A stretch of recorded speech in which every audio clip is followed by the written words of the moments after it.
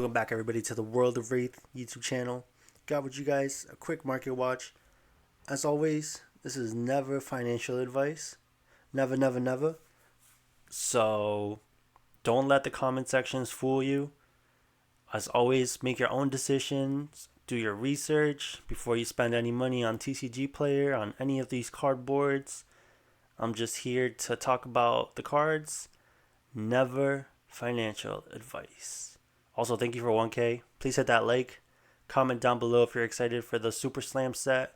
It should be the world premiere. While you're watching this, it might be live. I'm going to try to upload this a little early. And subscribe if you're not subscribed. Teklo Core Cold Foil.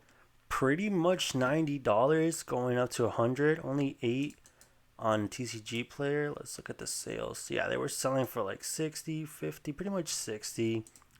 It's getting pretty close to 100. The first near mint, it's pretty much gonna be 100 after tax. So $100. I think it's like a skirmish promo.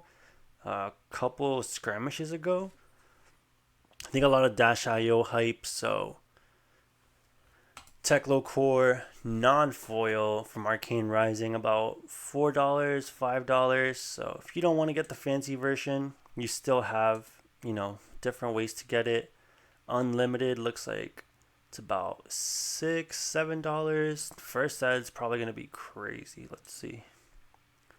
Well, yeah, $200 for the first ads. This one's even graded. I would skip on this. Just get your rainbow foil unlimiteds if I was you. Imposing Visage. Super Slam's introducing a lot of aura support. Lyeth and Pallades have a lot of auras in their kit. Guardian Mastery Pack has a really good aura in Prismatic Leyline. I'm not sure if it introduced other auras that could be helpful, but I do think Imposing Visage is going to be used in most Guardian decks coming in the future. About $15 for non-foils. Let's see, the rainbow foils. 13 on the market. 16. Oh, it's still showing me non-foils for some reason. About 19 going to 20. Guys, this is going to see playing all feature Guardians. If you're a Guardian player, I would definitely just have this in your kit. Maybe it'll get reprinted. LSS has been a little more lenient when it comes to their reprints, but I could also see this just not getting reprinted, going to like a $40 card. If Guardian's on top of the meta, this could definitely spike. So if you're a new player, if you're a Guardian player, and you don't have this, I think it's a good time to pick it up. It's not crazy right now, and I do think it'll see more play in the future, and I do think it'll spike more. So channel the Millennium tree. I went over this not too long ago. I think it was like $3 last time I went over it, and I told you guys Earth's getting reprinted. Buy this before it goes up. It's only 21 on the market, so it definitely went up. I think it's a combination of Earth getting reprinted in the set, as well as Florian. It's doing pretty well in the meta thanks to its Germinate unbanning.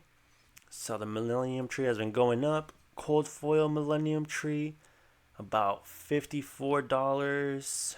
Holding that price consistently. Slowly goes to like 58, 63. This is a lot. I can't tell you guys to pick this up, but these do look beautiful. I've seen this. It's cold foil. It looks awesome. Channel Mount Heroic, one of my favorite cards in the game. About $1.50 for the non-foils. Rainbow foils, about first one here for $2. You can get a playset. Shout out to Card by Trudge. I don't know how to pronounce that. Tri Brigade. Anyways, pretty cheap, Channel Mount Heroic. But we got the cold foil. I think this was also a skirmish promo. About 45 pretty much. Slowly going to 60. Then going to 100. There's few on the market. So if you really want your cold foils, this is not bad, especially compared to what it's going to be after these two sell out. This one has a playset, but for 80, this is kind of ridiculous. I mean, Florian hype is real. And also, I feel like Living Legend is getting more and more serious. Worlds is going to be Living Legend calling. And There's also, mixed CC and Living Legend for the people playing at Worlds. Channel Mount Heroic and Briar and Florian. I could see this going up slowly. So if you really care about your cold foilings, it's probably good to pick it up now before, it disappears off the market. Hunt to the End of Wraith. I think this was seeing a lot of play back when Slippy was one of the best decks of the format. With Bonds leaving, I'm not sure how good Slippy will be, especially with a new set right around the corner. But this is one of my favorite Flesh and Blood cards as well. I mean, the artwork is so cool.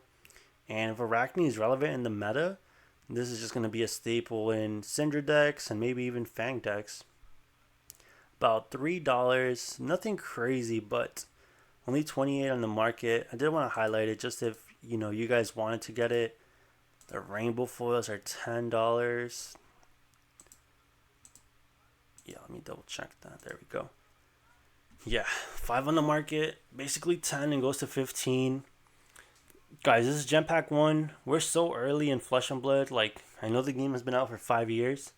Gem Pack 1, I think, is going to be crazy in the future. I would just make sure you have all your Gem Pack 1 cards that you want. This could easily be like a $20 card in the future. For the rainbow foils, at least. Affirm Loyalty, same thing. Gem Pack Talk. Fang won the Battle Hardened in Chicago. I have a little video breaking down the deck. So if you're interested in that, check out the channel. I'll also leave a link at the end of the video if you're interested in that. But the extended art, Affirm Loyalty, pretty cheap for the non-foils. But I think the money is really in the foils for Gem Pack 1.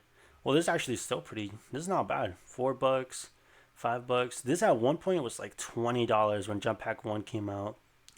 So if you don't have yours, I think now's a good time to pick it up. 29 in the market, it's a pretty good amount. Talking more about Fang, Endear Devotion was on the first place list, which I think normally this card doesn't see a lot of play in Fang, but it is a field team maker. A little under $2 for the non-foils. Rainbow foils about $3, $4. So yeah, pretty good. If you want to bling out your Fang deck, I think this is a good price. I love how the EAs look in this game. Fiddler's Green, Gem Pack 2, nothing crazy. $1, $2, but let's check out the rainbow foils. Okay, there's no rainbow foils on the market. I swear there was like 2 when I was looking at this yesterday. They were like 15, 20. But yeah, it looks like they sold or they got unlisted. One sold for 13, one sold for 10. If you have rainbow foil Fiddler's Green from Gem Pack 2, I think it's a good time to sell it. The card, I think, is going to see play in Lyeth for sure. Sometimes it's seen play in Gravy Bones. And I think this card in the future can see play. But I think right now the Rainbow Foil is a good time to sell them. Gem Pack 2 is currently in circulation. And funny enough, it's actually going to be gone soon since Super Slam is around the corner. So the Rainbow Foils could actually go up. So I'm telling you to sell them. Maybe I'm just completely wrong. Maybe you should just be holding them if there's none in the market. As always, not financial advice. Do whatever you think is best. Mask of Momentum. Guys, we're talking about the 5 years of Flesh and Blood. I wanted to talk about the legendaries from Welcome to Wraith. Mask of Momentum, pretty much a $90 card. We got the white border, a little bit under 90. Pretty much goes to 90 after some. Only 10 listings. The prices are so similar. I always recommend getting the foil version. It's just crazy to me that a non-foil white border is so close to the rainbow foil unlimited. Scabskin leathers, about $45, slowly going to $50 for the OG unlim. White border, about $25. See, this is like notably cheaper. If you want to get the white border, like, I completely get it. You're saving about $20. Brave Force bracers, 25, slowly going to 30. Also, a quick note, guys. Whenever I'm talking about Welcome to Wraith, I'm not really going to be talking about first eds, because first eds are in a class of their own. Look at this.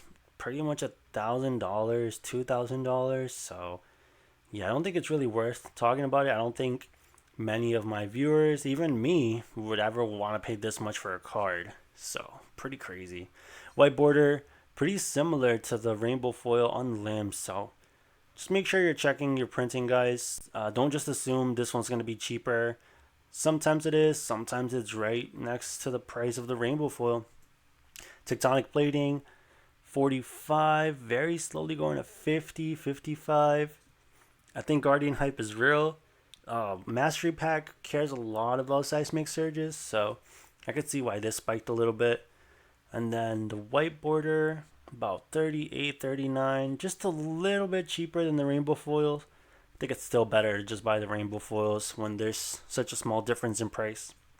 Cut through the facade. Guys, I talked about imposing visage because I think auras are going to be big in the next Guardian. But cut through the facade, I've said this a lot. Longtime viewers will know. I've been talking about this card. It's going to be its time soon. I keep saying that. I don't know when it'll be its time, but it's a generic. You guys know I love generics. This can't be defended by auras. And a lot of the new set has instant auras that block 3, which seem pretty crazy, but there's also on hit destroys an aura. I think it could be a nice little piece of tech card.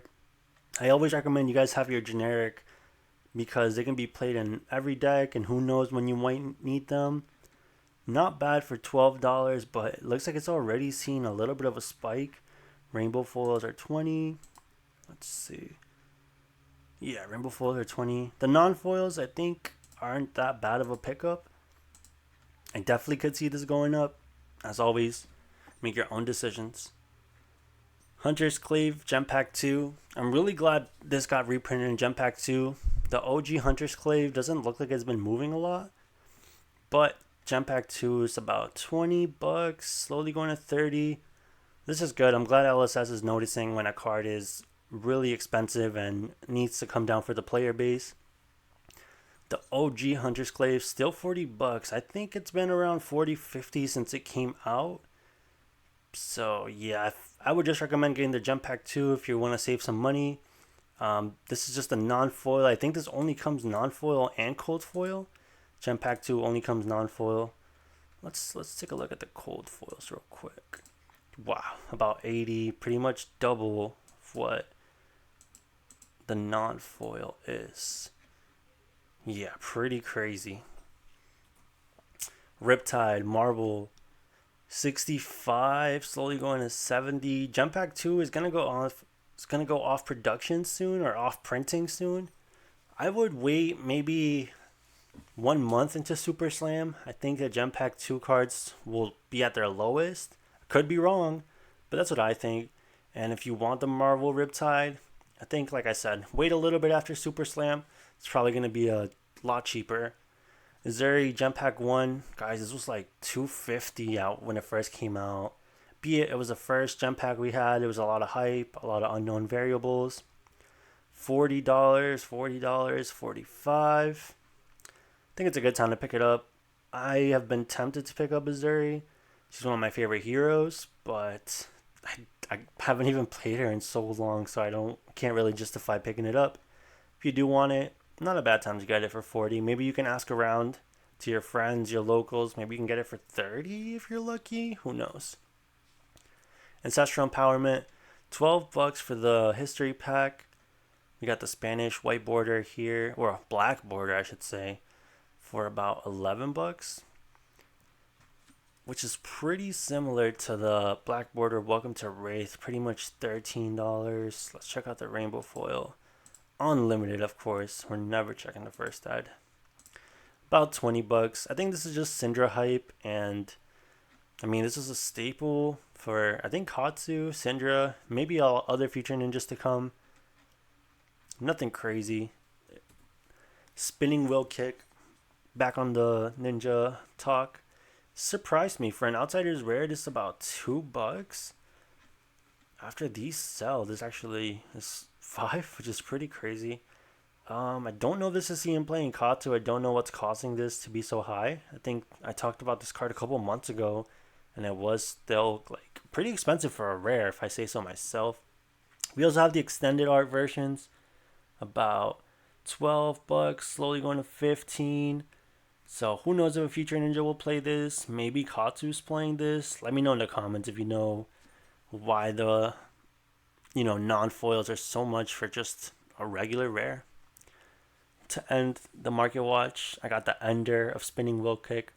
Cyclone Roundhouse. This hasn't seen a ton of play. It was seeing a little bit of play back when I think Dual Hatchet Dories was playing. This has a really interesting effect. If Spinning Wheel Kick was the last attack in this combat chain, this has, at the beginning of the reaction step, banish a random defending card from each chain link. This can banish equipment. This can banish, the card blocking this, because it does it at the beginning of the reaction step, which is pretty interesting. I don't think we have many cards that do that. So it's pretty cheap, 20 cents, 50 cents. And if a ninja in the future plays it, maybe it could go up. It's such a niche card, but I think it's pretty cool. And it's kind of crazy that this is cheaper than the Spinning Wheel Kicks, even though this is a Majestic Ender. I keep clicking on the rainbow foils. There we go. Rainbow foils are $1, $2. So super cheap. I don't know how many we would play if we're playing this. Maybe 2. Maybe Katu only needs 1 since he can search it on hit. But anyways, thank y'all so much for watching. As always, hit that like button. Let me know in the comments down below why Spinning Wheel Kick so expensive. Hit that subscribe button. Peace.